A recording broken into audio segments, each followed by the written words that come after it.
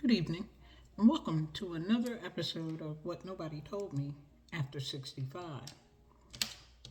I want to give you some information. We are in a presidential election year, and I have said that it's important for you to know where money is being spent, what we're spending money on, and it's also important that you make your voice heard. I want to give you some information. It might make you angry, might make you think a little bit, but that's what this is about. Budgets are being passed. This is the federal budgeting and appropriations process. It's going on right now. It started for fiscal year 24, which we're in now. It started last year. Actually, it started in July through February, the executive branch process. March through June, which we're coming up on now, is the legislative process. And July through October, Congress finalizes spending levels. But I also want you to know that the Congressional Budget Office, which is responsible for looking through all of the the appropriations, the requests, it's their job to go through millions and millions of documents and dealing with billions and trillions of dollars. I found it interesting that they recently requested appropriations of $70.8 million for fiscal year 2024 for their office. And 89% of the money that they asked for would pay for salaries and benefits. 8% would be for information technology, which are tools for cybersecurity and running their internet. 3% would be for training, for expert consults with people in the industry, office supplies, and other items. It's an overall increase of $7.5 million, or just 12%. But I thought it pretty interesting that the Congressional Budget Office asked for an increase to continue to run their office at $70.8 million for fiscal year 2024, and 89, almost 90% of that money is for pay and benefits. Think about that. So, let's talk about what they are looking at in terms of funding and spending. I just pulled out a few items. The president's budget document, it's online, it's 184 pages. I just couldn't do it.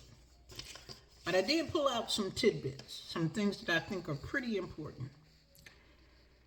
Okay, so there is a request to expand access to affordable rent through the Housing Choice Voucher Program. Currently, they provide 2.3 million low-income households with rental assistance through a voucher. The budget would provide for $32.7 billion, an increase of $2.4 billion. This would include emergency funding. Here's a good one. They're going to cut taxes for families with children and American workers. The president is calling for the restoration of the full child tax credit, which was enacted in the American Rescue Plan. It is supposed to cut child poverty in half. It was supposed to cut child poverty in half in 2021 to the lowest level in history. Gotta look that up. But the budget would expand the credit, the child tax credit, from $2,000 per child to $3,000 per child for children 6 years old and above, and to $3,600 $600 per child for children under 6. Pay attention, all you folks out there working. It modernizes, protects, and strengthens unemployment insurance. Really? I had a friend recently applied for unemployment. Not only was the telephone line in a loop, it just kept on saying the same thing over and over again. Therefore, they were not able to process their unemployment and haven't gotten it since the beginning of the year and probably won't get it. The system, I went on the system, it was down for construction. They have a brand new Identify Me system in place that you have to pass this identifying authenticator in order to prove who you are. They say this is going to cut down on fraud. But where did that fraud come from? When the pandemic, the payroll, paycheck program, that PPP money, we found out who was defrauding the government. Big companies. Companies took that money and they lied, basically. So now the budget invests $3.7 billion, which is an increase of $522 million above the 2023 level, to modernize, protect, and strengthen the unemployment program. Not the process, the program. However, this includes investment aimed at tackling fraud, including funding to support more robust identity verification. Remember I just told you about that? It asks questions like, which of these cars have you owned in the past 5 years? Which of these addresses have you ever lived at? It's called Identify Me. You may have seen it. I had to use it to qualify for a program. It really is cumbersome. It's a machine, so it doesn't know how to interact with you. Because when I took it, it had all of the cars I've ever owned on there. So when I said, it asked, which of these cars did you not own? Every one of them I owned. Anyway, it's something that they're going to need to look into. And the unemployment process has always been antiquated and old and outdated. But anyway, they gave it more money. The budget will expand access to quality, affordable health care. They're going to give $150 billion over a period of 10 years to improve and expand Medicaid. This is Medicaid home and community-based services, again, for personal care services that will allow family members to come in and take care of you. With that kind of money out there, we're going to see more and more of those calls trying to get people to sign up to learn how to take care of your loved ones who are sick and or disabled. The budget is going to provide for transforming, that's the words they use, behavioral health care. Now, behavioral health care is mental health all day long. That's what it is. You know, a bunch of mental health advocates have been talking about the need for an increase in funding because we got a bunch of nuts running around out here. And then for South Carolina to do what it did with the gun, you don't need a permit to carry, you don't have to get any training. It's ridiculous. But behavioral health care, this document says that the United States is facing a behavioral health crisis. Really? Recently enacted legislation, such as the bipartisan Safer Communities Act, takes significant steps to address this crisis, and the administration is implementing these behavioral health and school mental health investments. Here's some statistics. Nearly 1 in 4 adults 18 years and older and 1 in 3 adults aged 18 to 25 had a mental illness in the past year. Suicide is the second leading cause of death for young people ages 10 to 24 and teen girls. In particular, are experiencing record high levels of violence, sadness, and suicide risk. More than 46 million people had a substance use disorder, and nearly 94% of them did not receive treatment.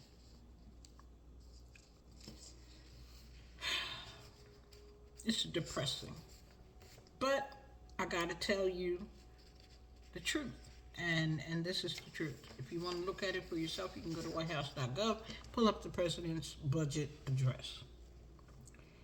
This budget reinvigorates federal civil rights enforcement in order to address longstanding inequities and strengthen civil rights protections.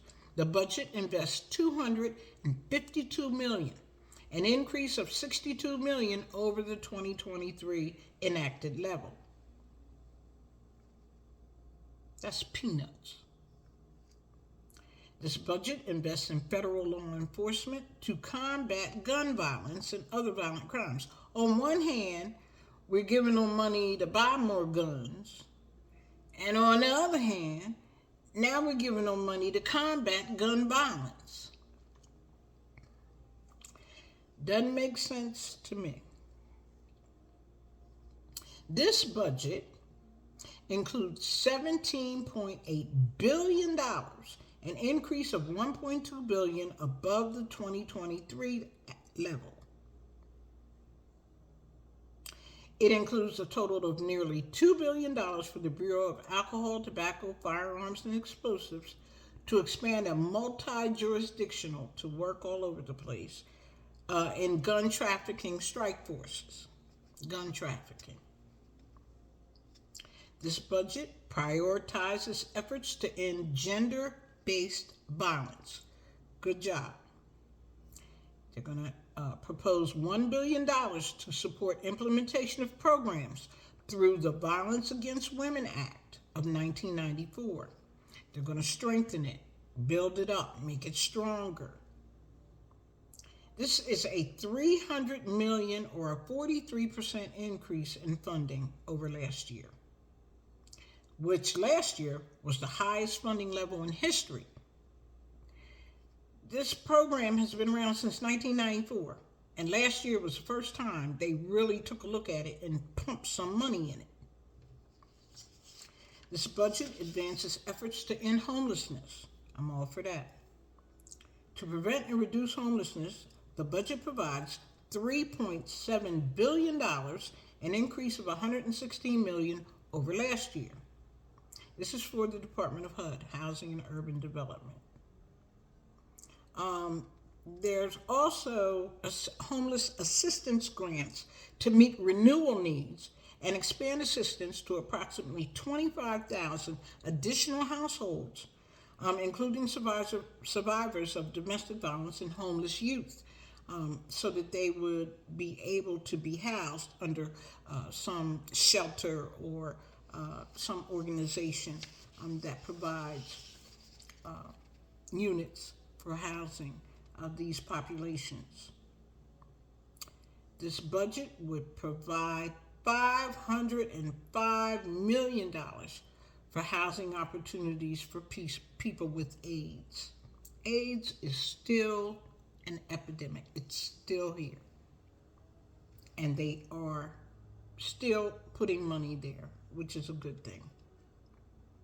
This budget would prevent evictions to assist renters in accessing resources to avoid eviction, make the legal process during eviction proceedings fairer, and mitigate future housing instability.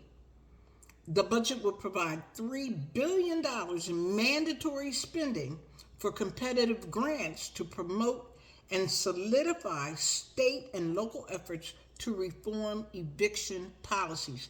That's a lot of fancy words just to say they are looking at the way people are being evicted and the rate that people are being evicted, and they're putting money there to find out ways to combat this.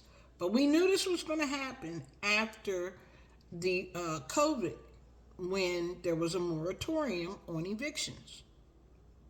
We knew this was going to happen. You rob Peter, you got to pay Paul. And finally, I'm just adding this in here. They're going to give some more money to Ukraine.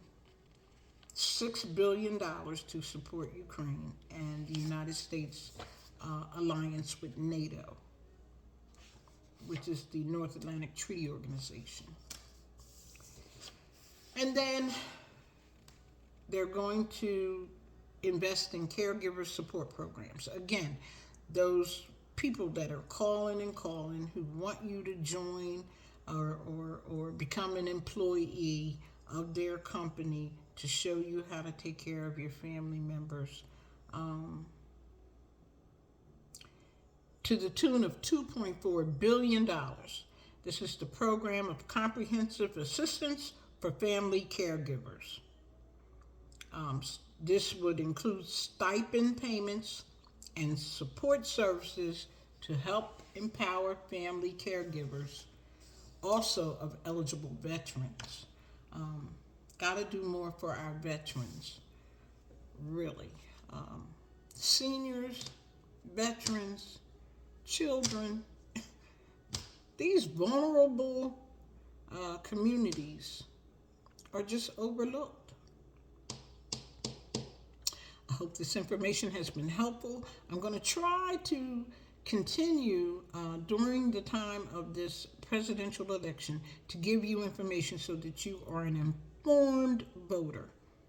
Know what you are voting for.